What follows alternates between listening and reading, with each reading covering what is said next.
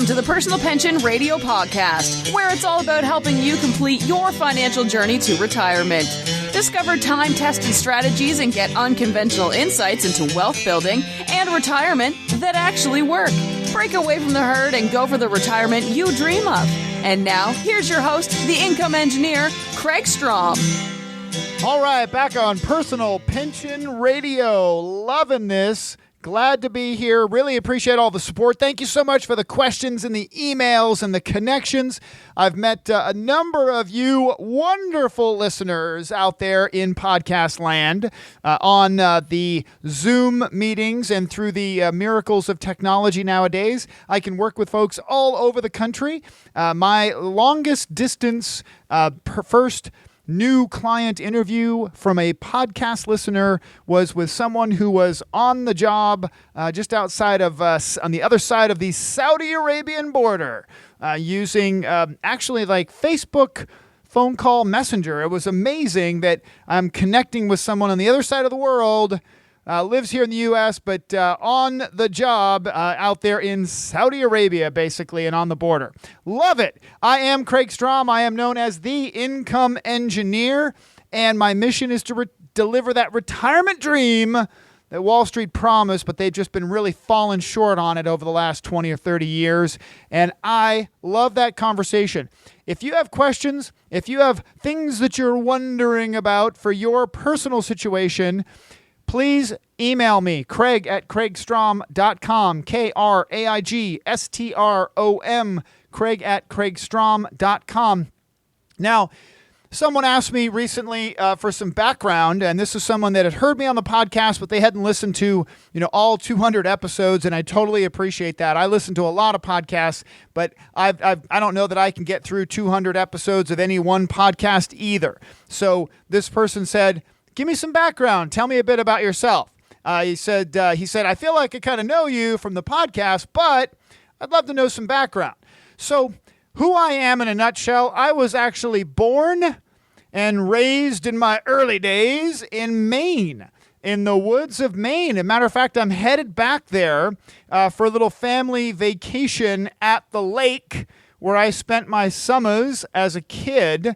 Head back there in a few weeks. We'll spend the 4th of July on the lake. I came to California a long time ago now by way of a trip to Disney World. Ask me about that when we talk on our phone call or when we get together for a meeting. I am a certified financial planner, chartered financial consultant, and an investment advisor representative, and a paralegal with an awesome law firm. I'm married to my most patient wife, Amy. I have a 21-year-old daughter, Madeline, who's finishing up her higher education, literally higher, in Flagstaff at Northern Arizona University. I am a woodworker, not a woodworker extraordinaire, but I definitely enjoy building here in my workshop where I record my podcast. And I'm a crazy car guy. I run a weekly car show, and I have a car dealership license as a hobby. I'm also a member of a car club, right? So go all the way crazy. I am passionate absolutely about family for sure, and my work as a certified financial planner. I just love it. So that's me in a nutshell. And if you have any more questions about me, you can always just email me in directly. Now, I want to jump right in today. Today's actually going to be a short episode. I have to remember, I get excited. Like in my last episode, episode 200, I was just on fire ranting about my best friend, Dave Ramsey, again. I just can't help it. But I also remember that sometimes it's really nice to have a quick, short episode. So let me jump into a disclosure that I always include, because unlike financial entertainers, I am actually regulated, watched over, and looked at because I'm a real certified financial planning professional. But I am not an attorney. I'm not a certified public accountant. As cool as the microphone might make me sound, please don't act on advice that you hear on this show as if you're hearing advice for you personally. And especially, please don't act on things that you hear from financial entertainers on the radio or TV or podcasts. Meet with whether it's virtual meeting or in-person meeting, meet with a qualified financial planner. Make sure that you do that. He or she is going to be better equipped to help you really zero in on what it is that's appropriate for you before you jump in, right? Before you jump in to taking advice, please, please, please make sure that you are meeting with a qualified, certified financial planner professional first. Now, I promised a nice jump right in, get right into the thick of it. I want to jump right into a listener question. This was a great question and some feedback from listener John. Hello, John. Thank you so much for the question. You'll know who you are when I start reading it off. John says, recently discovered your podcast, and I have to say, it is refreshingly different than other financial podcasts out there. Thank you very much, John. I appreciate that. Now, my wife also laughed at the idea that, hey, Kraig, you are refreshingly different. And she says, yeah, you are different. So John goes on to say, I have a couple of questions, right? The related questions, which I'm sure your listeners would like answered. I'm not sure if you have covered this topic or not. So number one, can retirees, I'm assuming that means, of course, people who are already retired, but can retirees get a mortgage? Most of my money is in my retirement portfolio, not income, except Social Security. But if I decide down the road that I have to leave my current home and move to a single level condo, can I get a mortgage? My condo would probably cost $800,000 to $1 million in San Diego. Now, those of you back east and in the middle of this great land of ours, yes, you just heard a single level condo in San Diego could cost $800,000 to $1 million. Yes, welcome to Southern California. Crazy what it costs for real estate here in SoCal. Now, the answer to the question, John, is yes. Retirees can certainly get a mortgage. Traditional mortgage lenders lend on a person's ability to repay the loan. Seniors with good fixed income opportunities are a great income risk for most banks. Most banks, when they look at loaning money for real estate, people think they're loaning money on the real estate itself. They're not. Traditional banks lend on your ability to repay the loan. Now, I suggest that you only carry a mortgage on a home with significant equity, and you kind of heard it in John's question, and on a home that is a forever home. Now, a forever home is one that you can live and die in when your knees don't work, when your hips don't work as well, that kind of thing. When you want to get your rascal scooter in the front door, it doesn't work when you have 5 stairs on your walk-up front door to get your rascal scooter in the house, right? It doesn't work to have a 2-story house with a 1/4 of an acre backyard, when your knees aren't very good. You're not going to be out doing yard work. You could fall down in the backyard on the bumpy roads and that kind of stuff in the property.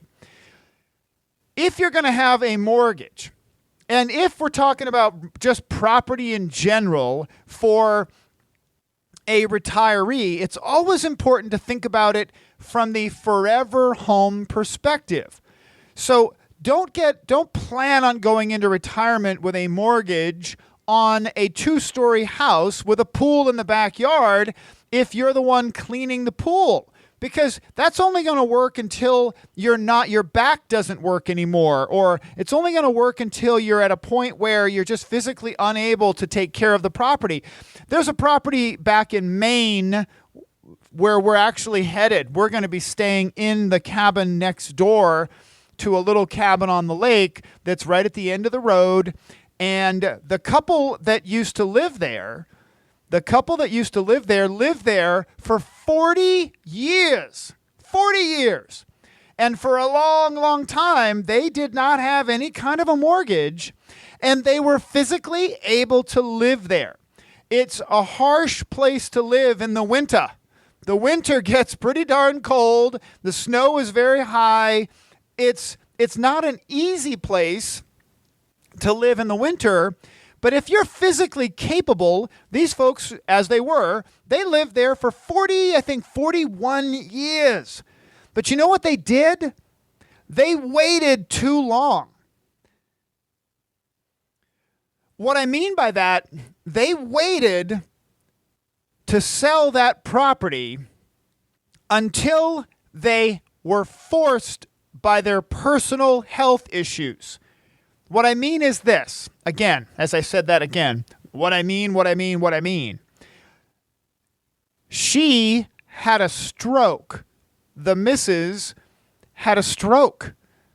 Can't live in a 2-story house at the end of a road on a very difficult, snowy, wintry kind of a place in the winter season after you've had a stroke. And her husband, was the same age.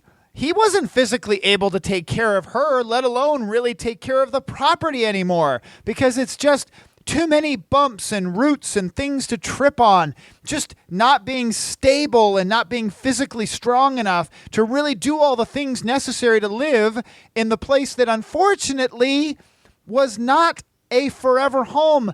They had to sell it because they waited too long. They sold it at the worst possible time. The recession was in full force. While the two of them were basically on their way to a nursing home, they had to take a significant reduction in the value of their home. Each month, they kept reducing the sale price of their home until finally somebody bought it. And basically, this shadow value, this fake value on paper of their home had gone up and up and up and up, but they waited too long to consider whether this place was their forever home, and it wasn't. And they both ended up losing tremendous amounts of value on the property and having to leave that place behind kind of in an emergency. It wasn't good. So I suggest that you only carry a mortgage on a home with a significant equity and one that is a forever home if you're going to carry a mortgage. And I say this, consider using a reverse mortgage for purchase instead of just a traditional forward mortgage. If you're 62 years or older, right, and you have a bigger home and you want to, as my friend Pete Tentler, and write this down, John, in episode 180, Pete Tentler, reverse mortgage expert, he's the financial locksmith. My friend Pete says that if you use a reverse mortgage to purchase that condo, and oh, by the way, John, he's in San Diego as well. I just happened to remember that. Pete's in San Diego. That's amazing.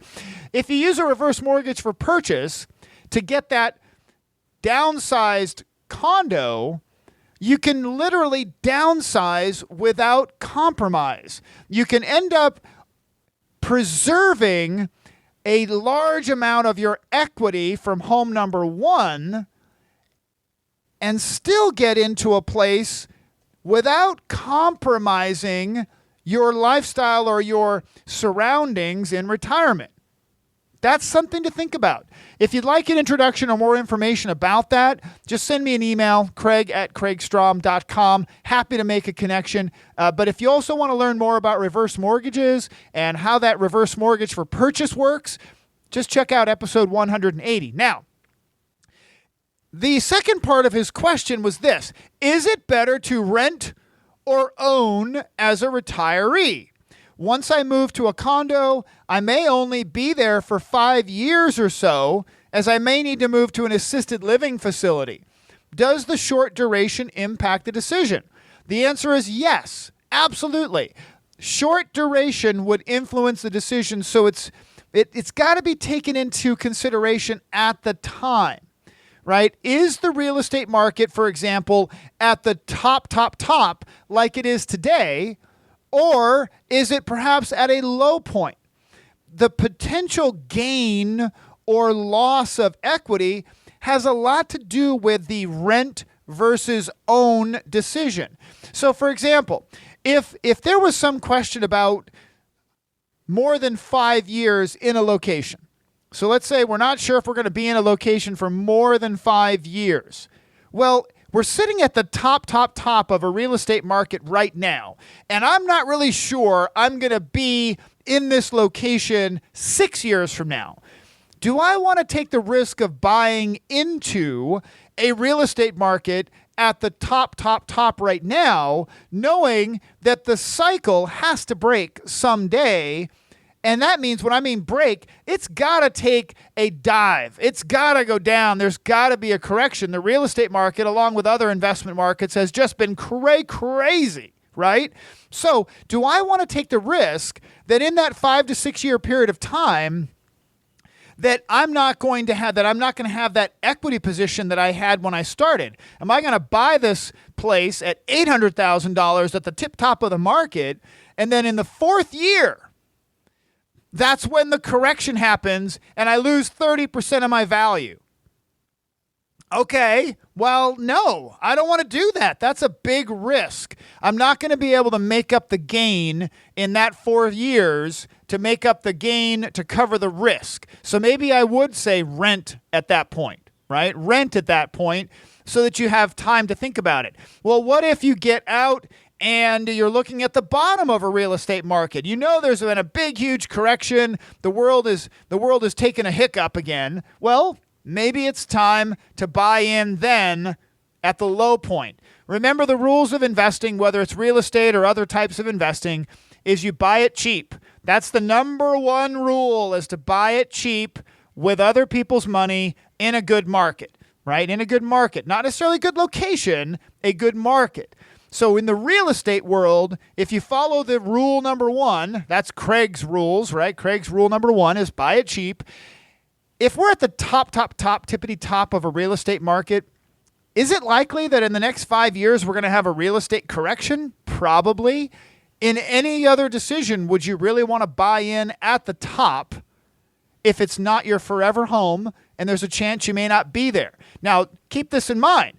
If you buy into your forever home and you use a reverse mortgage for purchase, you might just end up with the extra money that you need in reserves to cover some long-term care at home because you kept a big chunk of your equity from going into the new property. There's a way to do that, right?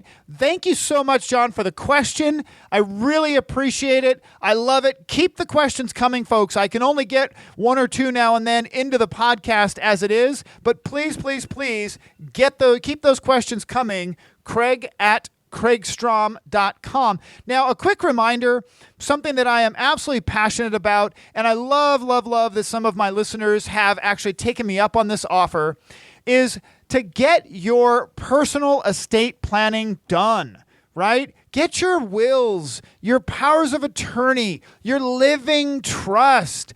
Get those things done, folks. Now, somebody asked me again, this seems to be like just a common theme question.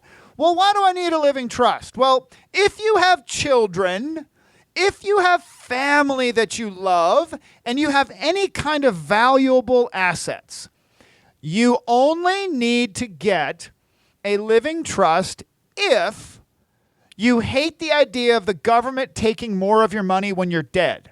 Think about this. I actually just recently did, through my law firm that I work with, an estate plan for a single woman, no children. Why in the world does she want a living trust? Well, because she hates the idea of the state of California using the probate system to charge her estate as much as 10%. 10% that they could just lop off the top with lawyer fees and charges based on the value of her house and all this other stuff. she asked that question. She said, well, I just heard that's a probate thing, and they'll end up taking a bunch of my money. And I said, well, yeah. I said, do you have any children? No. Do you have any dogs and cats? No. Well, who gets your money? Well, my brother and my sister. I want them to get it. Well, okay. If you have a living trust, they will get it directly. The government will get nothing. The government will get nothing if we set up a living trust. Well, how much does that cost? And I said, it's about $1,800 to $1,900. About $1,800 to $1,900 to get it all set up, super simple, and then the government gets nothing. She said, I want to do that. So here's a lady who doesn't have children. She's not married, no dogs, no cats, and she just hates the idea of the government getting any part of her hard-earned assets when she's dead. She wants her family to get it. That's why you get a living trust. Husbands and wives, you don't need a living trust. You only need a living trust if you love your family and you hate the idea of the government getting any of your money. If you want more information about doing your own estate plan, and by the way, we work with folks all over the great land of the United States, because we're a big law firm. We've been around the block a few dozen times. We can help. Please send me an email, Kraig@kraigstrom.com. Living trust. Let's talk. Let's get your estate plan done. I'm here to help. Thanks again for listening. Take care. Talk to you again soon. Thank you for listening to the Personal Pension Radio podcast. We took notes for you, so if you missed any part of the show, you can find a full transcript of each episode at personalpensionradio.com. Be sure to download your free retirement income crisis report at personalpensionradio.com. While you're at it, we would appreciate some iTunes love. Please leave us a fantastic rating on iTunes by going to personalpensionradio.com/iTunes. Thanks again for listening. Now for the disclosure. Information presented is for educational purposes only and is not intended for solicitation, sale or purchase of any security or financial product. Be sure to first consult with a qualified financial advisor and your tax professional before implementing any strategy discussed here. The term personal pension refers to a marketing name designed to educate future retirees and retirees about the economic principles behind creating their own pension-like income. The term personal pension is not intended to be confused with a defined benefit pension plan offered by an employer or by a government entity.